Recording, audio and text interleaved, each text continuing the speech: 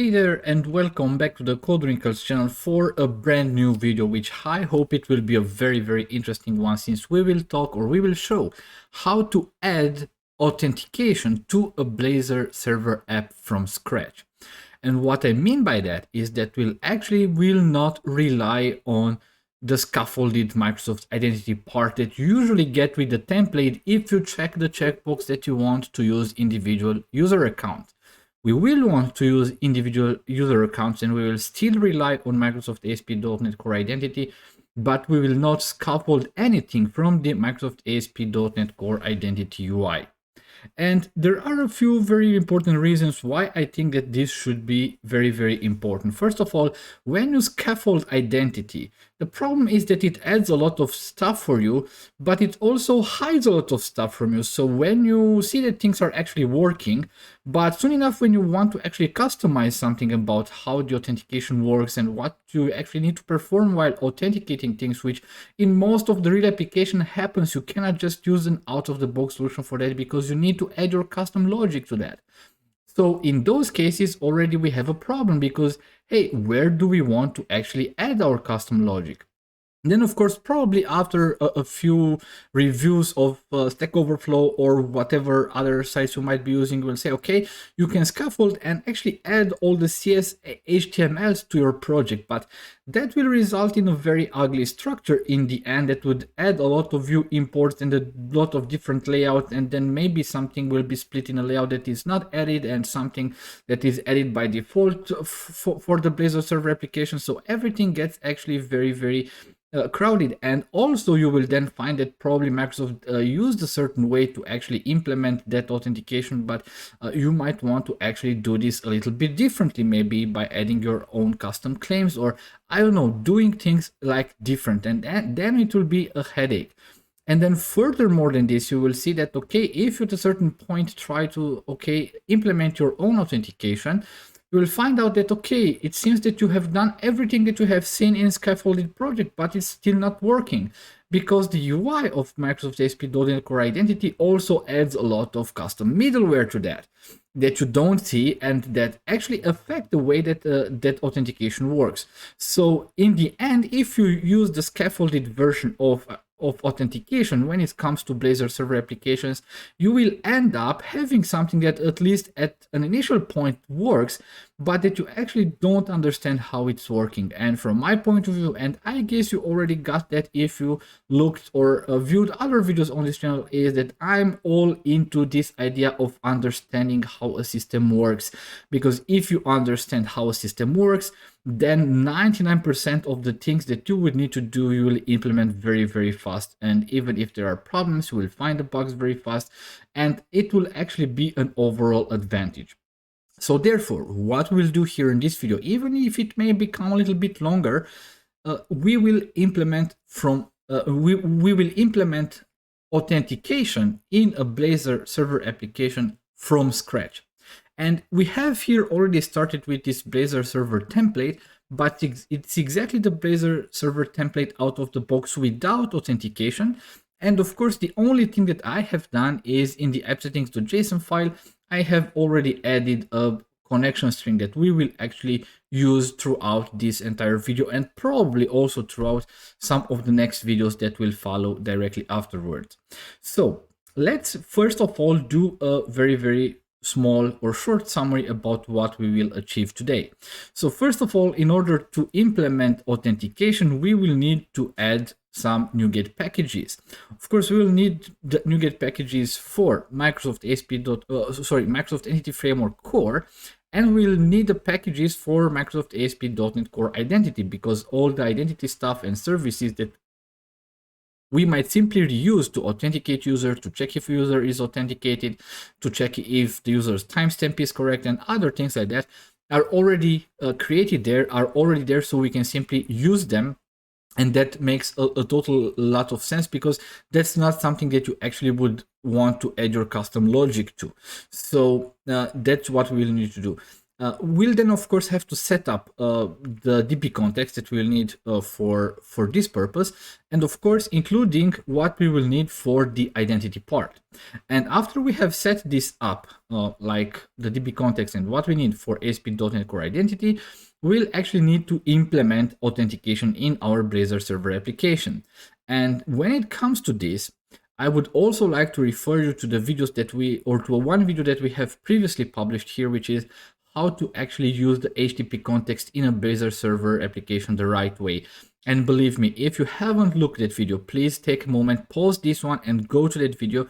You can find the description right here under this one or somewhere on the screen right now on a card, because in that one we explain exactly how the Blazor Server startup actually works and how the entire programming and hosting model for a Blazor Server application works, and we'll understand exactly why we need to make certain decisions when it comes to implementing identity or authentication in Blazor Server application. But I guess it's enough with the talking, so let's get started with this one. So first things that we need to do is let's install some NuGet packages here.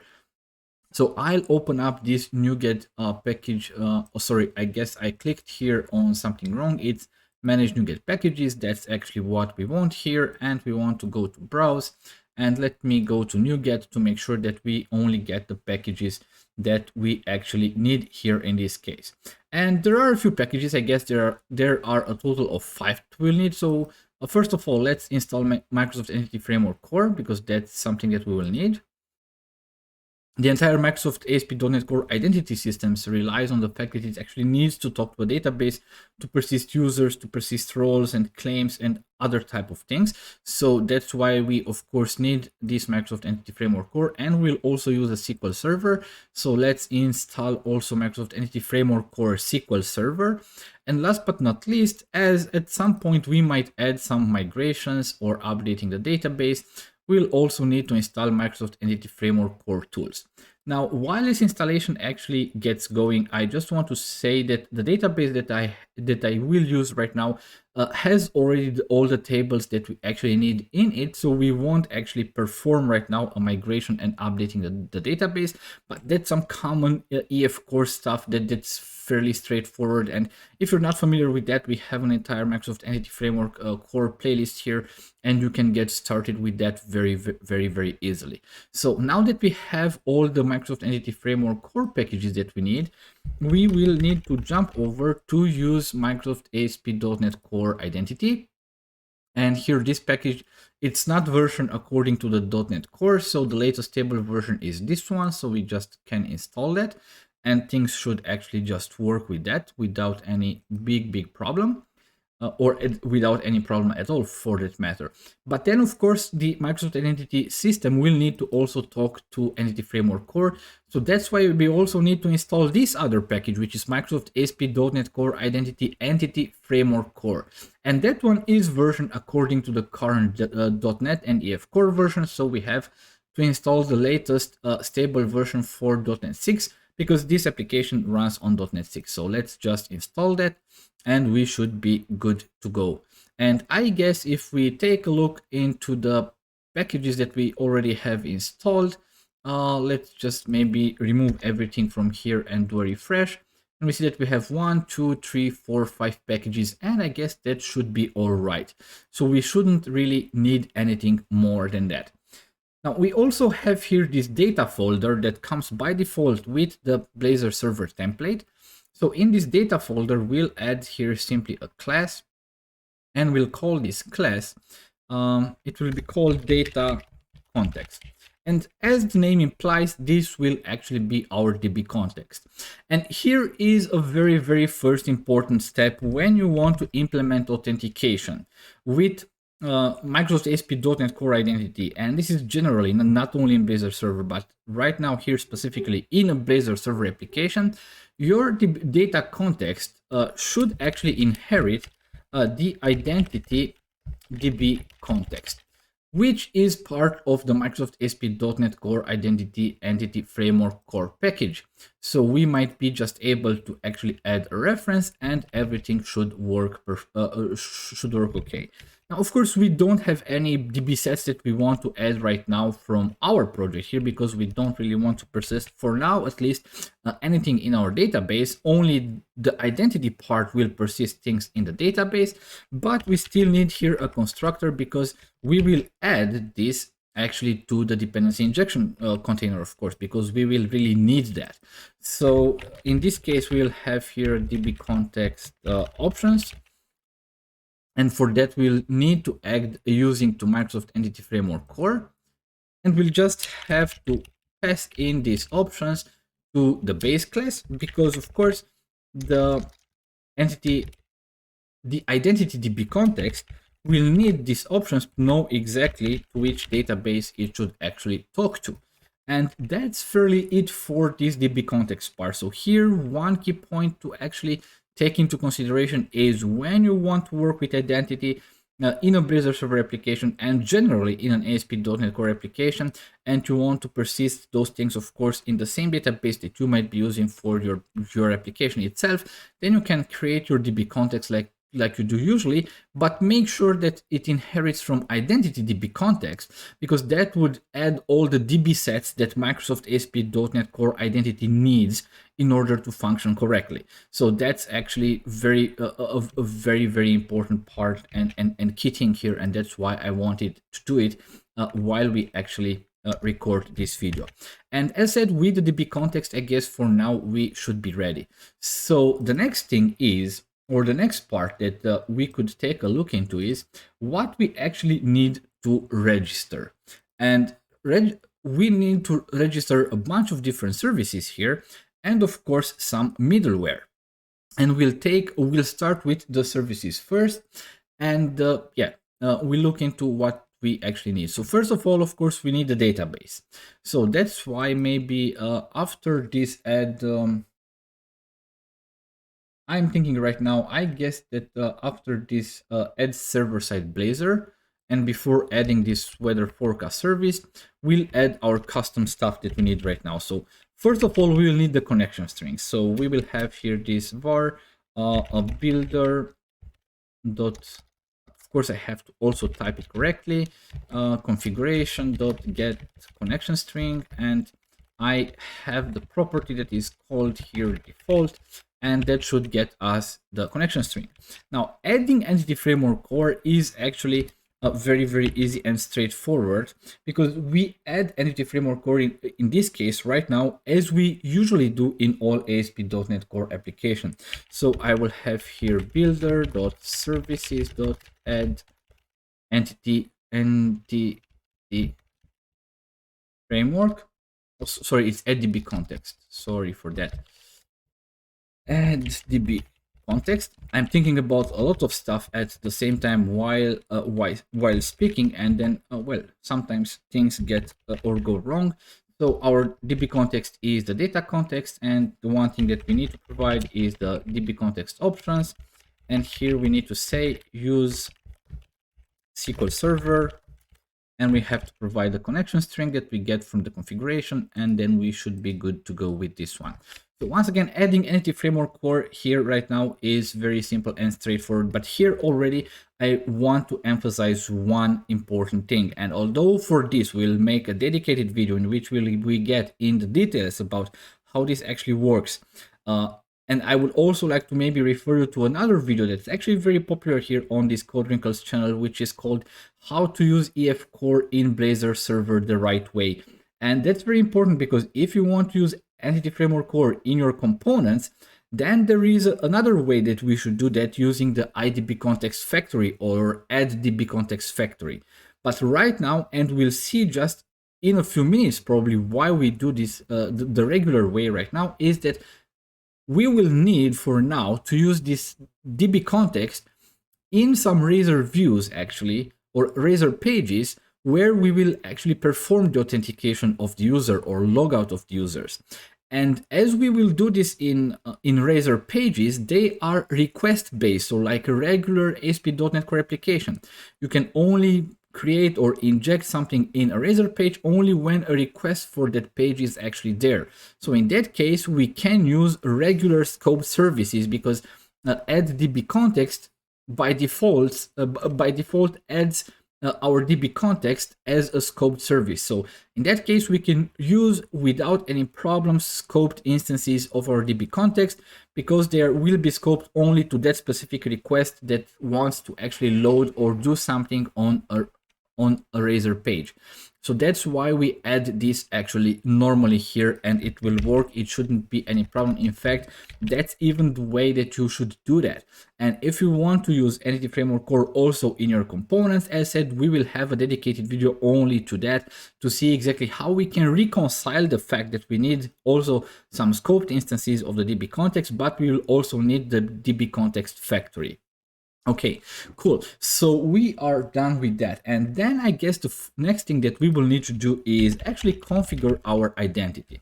So we'll say here builder.services, and as part of Microsoft ASP.NET Core identity, we have this add identity method.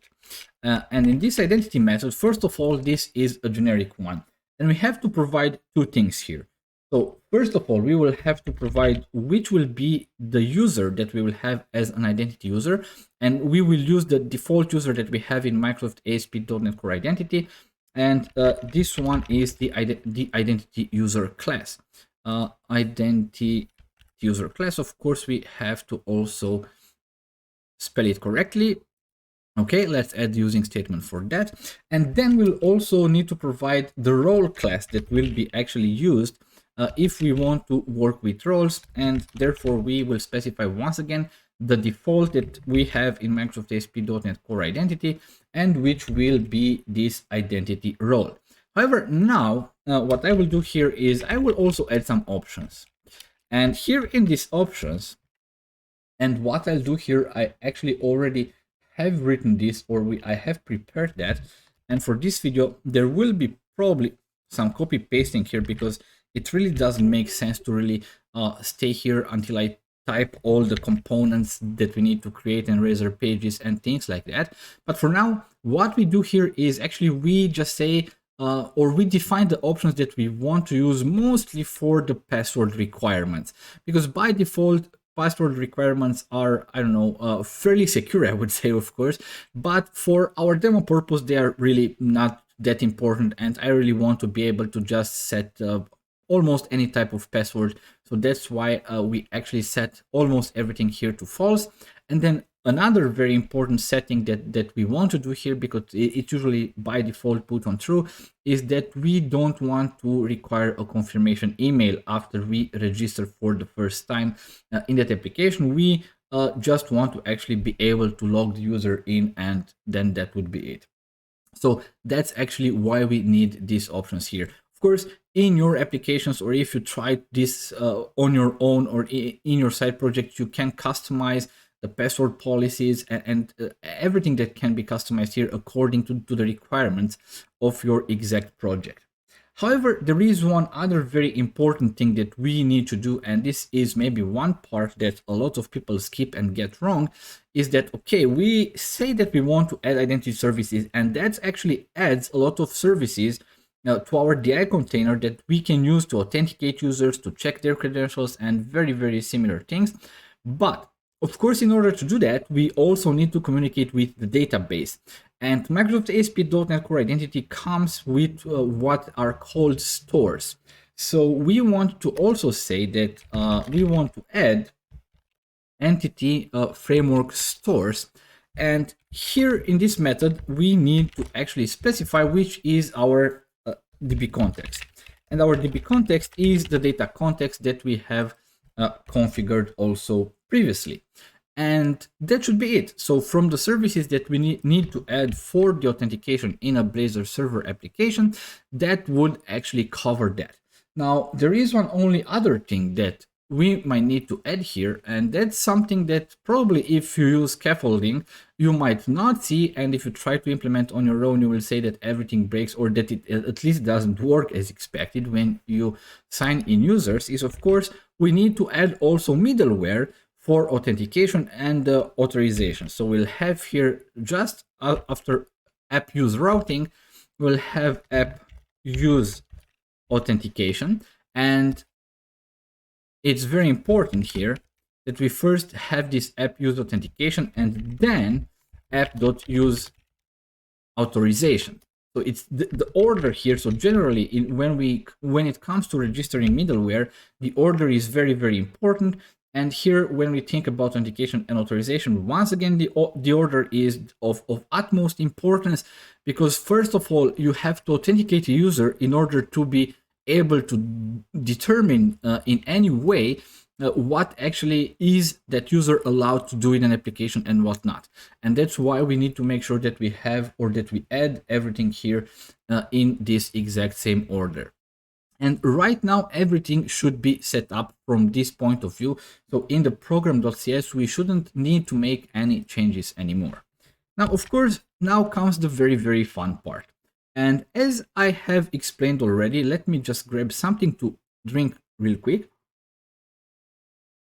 Okay, so as I have explained already, one of the issues that we have in Blazor Server applications is that once a Blazor Server application starts, after that initial request, all the Blazor stuff actually happens in memory of the server. So when we think about authentication, authentication is always actually in ASP.NET Core related in one way or the other with the HTTP context. Because when you sign in a user, then you have on the HTTP context that user property, which is a claims principal, that is actually set to be a claims principal that is authenticated. And of course, when you, on subsequent request, you can then take a look into that property and check if that user is authenticated or not. Now, in the end, what everything boils down to is actually an authentication cookie that is set in the browser by doing this type of processes. But from our code perspective, everything is actually related, as said, to the HTTP context. And once again, we can talk about having an HTTP context only in the framework of a regular ASP.NET Core request pipeline, where we have a request and we have to create a response. Only in that case, we will have an HTTP context. Now, Blazor Server applications, they live in server memory. So it means that actually everything happens in memory, and all the changes that needs to be actually done in the HTML are transferred to the browser via a WebSocket connection. So in that case, in a Blazor application itself, we don't have this idea of HTTP context. And therefore, we cannot simply go here and say, okay, let me add here a login component, because it wouldn't work. It doesn't really, or you don't have a way to interact with the HTTP context there to set an authenticated user to that. And in the end, that setting would actually result in a cookie being actually sent and persisted in the browser session storage or local storage, depending on how you might want to configure that. So that's not possible in Blazor. So that would mean that for handling authentication in Blazor Server app, we would still have to rely on something that's actually part of the ASP.NET Core request pipeline. And therefore, we would have two options. We would have the first option to go to controllers and have an identity controller maybe, and some views for login, for registering, for logout, and other similar stuff. Or we can actually go for the easier route, which would be Razor Pages. And since this scenario of performing authentication is actually not very complicated, and it actually doesn't require to have all the entire stuff with controllers and views and all the things that are related to that and how things work there, that's a little bit an overkill for a task that we want to achieve right now. So that's why in most of the cases that I've seen, and in virtually all cases of Blazor application that I have worked on, also on production or on real production applications, we have used Razor Pages. That's also how the default scaffolded template with individual user authentication works. And that's also, once again, the easier way actually to proceed. So therefore, what we'll do now is we'll go through the steps of creating all the entire stuff that we actually need for those Razor pages to actually handle user authentication. So we want to register user, we want to authenticate user, and of course we want to actually use that information when the Blazor app loads, for instance, to understand if a certain user is authenticated or if the user is not authenticated. In this video, we'll try to just implement the basics, and in further videos, we'll go into a deeper dive into how really authorization views or components works, and how do we get the authentication state the right way, because here there's also one point where most of the folks, as I have seen, do this the wrong way, that could result in some very, very heavy issues. So we will also look into that in other videos. So right now we will just concentrate about how to actually get that basic setup of authentication in a Blazor server application using Razor pages. And for that to actually make everything work fairly straightforward, we will actually create here a new folder that we'll call areas, because we want to actually make this authentication part be a dedicated area to itself. So it could have potentially even a dedicated layout that you might want to use, and everything that's actually related to that we put here in this concept of areas. And well, our area that we are focusing right now is regarding identity, so we can call this identity. But whatever, you can call this subfolder whatever you want. The only thing is that you would need to be careful when you specify redirect to use exactly the name that you give to this folder, because that's actually how routing in Razor pages works, and routing with areas in Razor pages works.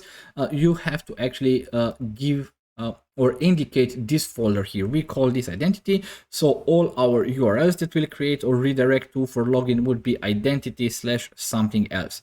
Okay. And in this identity, also that comes by default by all the conventions using areas in Razor pages, we will have actually, or we will need a folder that is called pages. Now in this folder that is called pages, we might have different type of stuff. So first of all, we would have probably another folder that will be called account. And here we'll put our Razor pages for login and logout and register. But then there are a few other things that we might actually need to have in this pages folder. And let's start first of all by having here a view start file. So let's add here a new, where is it? Let's call it Razor component, but I will call this a Razor view empty. And usually the convention is, once again, that's all about how the Razor view rendering engine actually works, and conventions that are there. And I'm really not an expert on that, but that's actually how things should actually work. Now in this, what we want to do is we will actually want to specify in the view start a layout actually that we want to use. So I will just copy over something that I have already prepared in this case. Of course, we right now don't have this identity layout, but we will create it just now. So let's also create here, add new, let's click on Razor component, and here once again on Razor view empty, and we will call this simply identity layout. So that would be the layout for our identity part. Okay, here we can just also remove that, and I will once again bring over some very, very basic layout here that we'll have with this render body. Now the only thing that we will have to change here is that our namespace right now is like that, because it's Blazor out YouTube. So that should actually work pretty fine right now. So that would be our layout. Now, the other thing that we would need here in the pages would be actually this view import. So let's also right click, add Razor component. We'll once again go here on Razor view empty, and this one should be then called underscore view import .cshtml, of course. So that would be our page. Here I will also add something that I have already prepared. Now, okay, this is, we should add this YouTube at the end of all Blazor out thing. Also here, Microsoft ASP.NET Core Identity is okay. Blazor out, YouTube, then this is okay. We need actually this to not, to really not have no need to actually specify in each Razor page exactly what we want to import. We have everything important here in this view imports, and it actually should work just fine with that.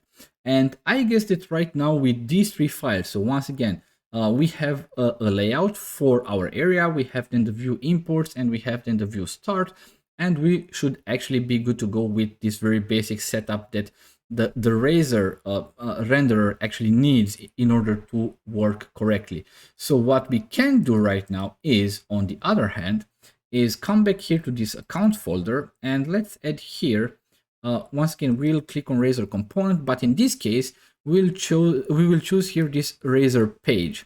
And here in Razor page, we'll have one that is for login. So we'll have the login CSHTML.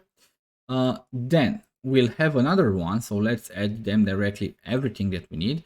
So once again, Razor component. In this case, we'll have a Razor page, empty. We'll have a register, because of course we will need to be able to also register a user. So we have done just that. And then we'll also have a new one, and that would be the last one, and it would be for logout. And we'll call this once again Razor page empty, and we'll call this logout.cshtml. So that would work. Now, of course, we'll go into these pages and work with them one by one. Now, one thing that I would like to do first here, of course, as we have those view imports, we actually shouldn't need all this fully qualified stuff. Although right now I see that they complain here and say that we actually should use that. Okay, no problem. We will use that. There is no real problem with that. Okay, now what we will do here is let's start with the register one, and sorry, not this one, but the view itself. And once again, I have already prepared here some Razor syntax things that we will actually simply reuse here.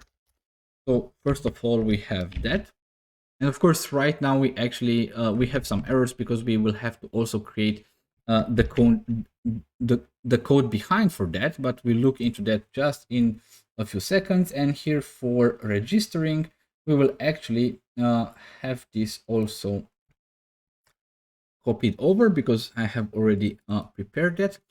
Actually, I guess I have done this wrong because here is the registration and here is the login. So let's take that and bring it actually here. Okay. So we have here a very, very simple form, both for the registration and the login. We have exactly the same form. We have just username and a password. We don't have the confirm password, but once we see exactly how things work, then you will be able to add actually whatever you want to that. You can even add a lot of other properties for the user. You can add another custom user to your database and write your own information into that. So just feel free to be creative. That's actually showing you how this system actually works and how we wire things together. But then you can expand that with whatever needs you might have. So really, creativity is the only boundary that you might have once you understand how this everything is wired up and how this everything works. Okay, so let's now go here in the code behind parts for each of them. And I will also maybe just reuse something that I have already prepared. So we are here in this register view model. Now we have this public class here. And within this class, we will actually have a nested class that will define our input model. Of course, we will have to use the system component model data annotation. And as you can see, we just have here two properties that should match actually to what we actually also need in the CS HTML file, and that should be actually very fine. Now, the other thing that we might need here is we will need here to actually specify those properties as properties, because otherwise it wouldn't actually work. Now we have also here a string that is for the return URL, but right now we will actually not concentrate about return URLs. For that, we will also have another video. But what I would like to do instead, I would also like to add here a constructor, because as we are here in the context of a regular ASP.NET Core request pipeline, we can use dependency injection, and everything that will be injected here will be scoped and therefore can be reused or used properly here to authenticating, or in this case, registering users in our application. So let's add these two type of properties, and we have this sign in manager equals sign in manager. And we have then the user manager that equals user manager, and then we would be actually good to go with that. Now, what we'll do here is we'll change a little bit this this method here.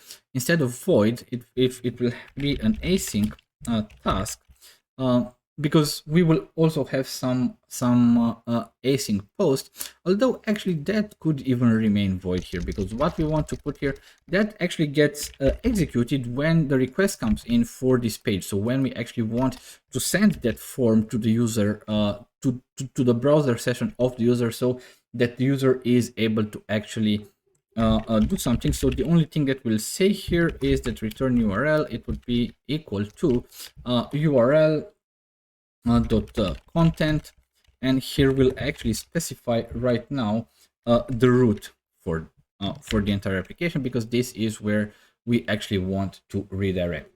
Now here comes really the fun part for the user registration, because this form of course needs to also be posted. So for that one, we'll have here a public async task of iAction result, because we'll see we want to make actually a redirect once everything is okay, or just return the page if something went wrong, and we'll call this on post async. And that's a Razor pages convention. So each Razor page has virtually these two methods, on get and on post. Of course, for the on post, we have used the async version because that's actually what we want to do here. Now, first of all, if I don't know, for some reasons the return URL is not set correctly, we will just set it also here. And then as already Visual Studio suggested, we want to check if the model state is valid, because only then we want to perform some actions. Otherwise, so if the model state is not valid, we will just return the page once again. So we will just return the form once again. Now here is where actually the fun part happens, and that's actually not really complicated here. So let's think through about what we actually need to perform here. So we need to perform two things. First of all, we need to create an instance of identity user, and for that we use the things that we actually get from the input, so from the email and from the password. And then we want to actually create the user first. So for that we will use the user manager that will allow us to create a user. And then if the user was created successfully, we also want to sign in the user already, so that it could be redirected directly to our application, and everything should be actually fine there. So that's what we want to do. And that's not really complicated here at all. So let's see here, var user equals new identity user.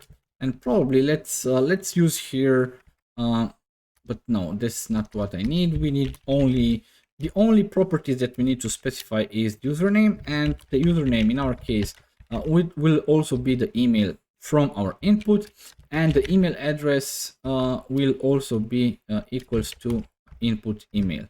And that's actually all what we need here for this identity user to be created. Now, of course, what we need to do here is we need to create the user. So var let's call this identity. Okay, And then, as I said, we'll have to actually create user, and that would return us a result. And we'll say here await user manager, and then we have this create async method. And in this create async method, we have just to provide the identity user instance that we have just created, and we need to specify the password separately, because the password goes through a different mechanism here. It is checked against the requirements, it is hashed, and things like that. So yeah, we should provide user is called identity in our case. Now then, what we can do, this is a result that actually tells us if it is succeeded or not. So in fact, we can already actually use this type of information here. And here's actually what we would need to perform here. Because actually that's very, very easy. Because we have this sign-in manager service. So there's a reason why we have added it here through dependency injection, because that service actually is very, very easy to use, and it performs a sign-in that's actually also adding that authenticated user to the HTTP context. So when the response is generated and when the redirect happens, that cookie that was generated for this authentication will also be persisted in the browser. So in order to do that, it's actually very, very simple. We have to simply use the sign-in manager, and then we have sign-in async. That's the method that actually we want, and we have to provide user, but we can also provide here if is persistent, if it should be persistence or not. And in our case, let's have it false. If you set it to persistence, then the cookie will persist also through a browser session. So if you close the browser and if you reopen it, you will still be authenticated. In our case, we say false because we don't want this to happen. It will be actually easier for us to test how our authentication system works, and that should be fine. Now, when this sign in is ready, then we just have to actually do a redirect. So we'll have return local redirect, and we'll specify here the return URL. And this will actually perform a redirect to our local stuff or to our homepage. And that's actually mostly it for our sign in part. So for the registration, let's also right now copy this and let's go over also to this login model, because that's actually very, very similar. We will also need this class here that will contain the input. Let's go here also to the register once again, because we actually this on get will can also set it like that, just to be sure that everything's okay. So let's go back to the login and just replace everything that we have here with the properties that we need and the on get that we have here. And now let's have a constructor here, and we also need those services in this login. But however, in this login, we don't have to create user. So actually the only service that we'll need here is the sign in manager, because we just need to sign in the user. User is already created, so we don't need the user manager anymore. Therefore, we'll inject only this one. And of course, we'll inject this in the constructor of this page model, and then we should be good to use it. So sign in manager equals sign in manager, and we should be good to go with that. So right now you can see that also all the errors have disappeared from here. So on get is fairly okay. Then here on the post, we'll have to implement actually this very, very similarly. We'll actually reuse that. So let me go here, public. So it will be public async task of iAction result, because also here after we log in, we want to actually do a redirect. And we have this iAction result and on post async. Okay, and that's it. Now, first of all, what we need to do is we'll set the return URL to the home page right now, and then here the check that we need to do here is once again if model state is valid, because only if the model state is valid we want to do the login. Otherwise, we just want to return the page. we will return this form once again. Cool. So right now, what we need to do is actually very simple, is actually to only check if that user can be signed in. And in that case, of course, also authenticate user. Fortunately, the sign-in manager has one method that actually does everything for us. And it also returns a result that is succeeded. So it will be result await sign in manager, and here we'll want to sign in with username and password. So we'll have here password sign in async. So what we'll need to provide here, of course, is from our input. We'll have to provide the email. From our input, we'll have to provide the password, of course, and then we have also to provide some other type of information. First of all, if this should actually be persisted or not, let's put it to false. And if sign-in fails, if we should lock out the user or not, so we'll have this lockout on failure. We'll put on false. We don't want to actually lock out a user right now. And that would actually be it. That would sign in our user. So what we can do here is have here if a result.succeeded. In this case, we can then return a local redirect like we did earlier, and we will return to our home page. But right now, as we will return to our home page, we will also have actually an authenticated user in the HTTP context in all subsequent requests. And that's actually it for this register and login. Let's even also implement the logout, and the logout is actually something very nice. Let's go here to the logout. We actually don't need this code behind file at all in this case. We can even just delete that. Because whatever we need to do here is we can just simply put everything just here. And here, of course, we need the page, we need Microsoft ASP.NET Core Identity. We want to ignore the entity forgery token right now, just to not get some errors because of this, but however, we shouldn't. But let's make sure that things will work. And then we also inject the sign-in manager. And here we have this on post. And let's make this first of all on get. We'll change this to on post a little bit later and we'll see exactly why. But right now, let's make it to on get. And here what we do is we verify with the sign-in manager if a user is signed in. And by the way, that user is already provided by us as part of what actually this page is. So we have this user, and then we have this await sign-in manager and sign-in manager and sign out async. That would actually sign out our user. It will then remove the cookie from the browser, and then we can redirect, of course, once again to our home page.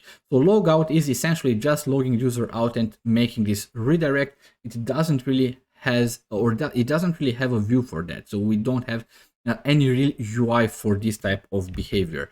And that might actually be it for now, at least for setting up this kind of parts. Now, before we put everything to a test, I would like to do maybe something else, because we want to check for a way, for instance, if our user is authenticated when we arrive at our Blazor application, because then that is actually the last step that we have to make sure that when a request comes in for our Blazor application, now when the Blazor application gets actually instantiated, we can capture information about if the user is authenticated or not. So where does this actually usually happen? Well, it does this usually happen in this app.razor. And here you see that we have this app.razor part. And in this app.razor right now, it's as said, like for a regular Blazor server application without authentication. So in order to actually have built-in authentication into Blazor and to be able to actually check if a user is authenticated or not, the only thing that we will need to do here is we will need to wrap everything up here within this component, which is the cascading authentication state. So what we'll actually do here is we'll move everything that we had previously here in this file. We will just move that inside this component cascading authentication state. And the only one other thing that we have to change is so that all our routes are supported by our authorization scenarios.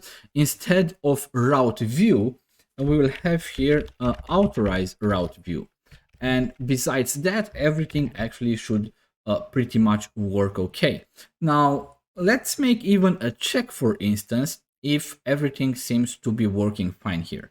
So let me maybe go here to our pages that we have, and we have here this counter component. And let's make sure, for instance, that we can access that counter component only if we are authenticated. Otherwise, we shouldn't be able to actually view that custom counter component.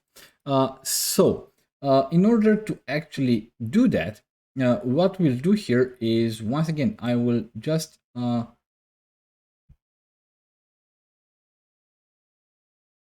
reuse some things that I have already prepared here. And the only thing that we have done, we have actually moved everything that we had previously in this authorized view component, in which we have two parts. When the view is authorized, so when everything's okay, then we have all the functionality that we had previously. And when it is not authorized, we see this status, you are not authorized to see this component. So that's actually a way that we can use to check if authentication actually works in our application. So now I guess it's the big moment of truth. So let's, I don't know, let's make a rebuild here for this solution to at least make sure that we don't have any build errors. And it seems that actually, it's still rebuilding, but everything seems to be fine.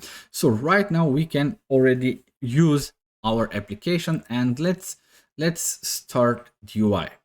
And if we have errors, well, we'll then try to fix them, because there was a lot of stuff that actually needed to be done. And even if I have prepared this and hopefully I have taken everything into consideration, probably some things might have slipped still. But once again, it's not really very complicated. So first of all, what I want to check here is, let me check if this counter is available to me. And we see you are not authorized to see this component. So we already can see that kind of like authorization in Blazor works, because of course I am not logged in right now. I am not registered, so I really can't do that. Now, to do that, we will have to navigate, and right now we'll do this manually. In the next video, probably we'll see exactly into how we can even make this to be kind of like automated, to have this information displayed somewhere, to have some buttons. But for now, it would be, once again, you need to use the name of the subfolder in areas that you have used. In my case, was identity. Then the folder in which this Razor page is located that I want to load right now, and the page that I want to load is actually this register. So this should actually redirect me here to this register, and let's have here something like that, user.example.com, and let's also have a password here, and let's click on register, and let's see what's happened. So things seem to work under the hoods, and then I was redirected. And when I was redirected, everything seems to be just like previously. But right now I can see the counter. So you can see right now I can see the counter. Right now everything's okay. So it means that actually my authentication works. So let me just prove you once again that this kind of like works. Let's also navigate to identity .account and logout. And the browser will perform a get, and that is why we actually changed that method in the logout page to be on get and not on post, because we want to be actually be able to log out. And theoretically, we should be logged out right now. So you see, if we click on the counter, we can see that you are not authorized to see that. Cool. So this seems actually to work. Now let's get one step further, and here let's go once again to identity. .account/login, and right now we want to actually perform a login because we are already registered. So we have user.example.com, that would be the username, and we have here the password, Let's type in the password. Hopefully it's the correct one. So we were redirected back. And if we click on the counter once again, we can see that we can access it right now because we are authenticated and everything works. And right now, to be just make everything final, let's have a count, not account. First of all, it was identity, then account, and then slash logout, and that would actually log out us again, and we go on counter, you are not authorized anymore. So guys, that's actually it. You have seen it seems to be complicated at the beginning, but there are really only a few very basic steps that we have actually to take, and everything is wired up. Authentication and authorization is right now working in our application, and we have added that functionality from scratch to a blank Blazor Server application. And I guess that's maybe, I don't know, under 30 minutes or something like that. So I'd say that's pretty fast. And I can actually assure you and guarantee you that once you actually go through this by yourself at least one time, if you implement this flow at least one time, then you will never want to actually use scaffolding again, because it gives you a lot of power about how you actually can configure and go about authentication in Blazor Server here in this case. And furthermore than that, it also will prove you and will help you to really understand how this actually is wired up, how that is actually working. And you'll understand each line of code that you have here. And then when you have to extend this functionality, which we'll also basically do in further videos, it will be very easy, because you already understand exactly how the hosting model looks like and how you can then implement different type of stuff here. But I guess for this video right now, that should be fairly sufficient. So I would like to thank you very much for tuning in and watching that. If you enjoyed that content, and if you think that other people might also find it interesting, don't be shy and spread the word about this video through your, I don't know, social networks, forums, Reddit, wherever you think that there might be people that would benefit from this video. Make sure then that to just share it. And of course, subscribe to this channel, hit the subscribe button, and of course also the notification bell to be always notified when something new happens here on the Code Wrinkles channel, because we really try to update things here on a very fast pace. And last but not least, if you enjoy that and you have anything to say, please use the comment section below. It's really important to use that, because that's how we actually get people to notice that this video is actually working and that the content of this video is actually valuable, because people engage with that. So just use the comment section and just feel free to say hello, or just put your questions here, or your discussions, or whatever you want actually to get the discussion started regarding, of course, this topic that we have discussed right now. This being said, once again, thank you very much for watching, and until the next time, I wish you the very best.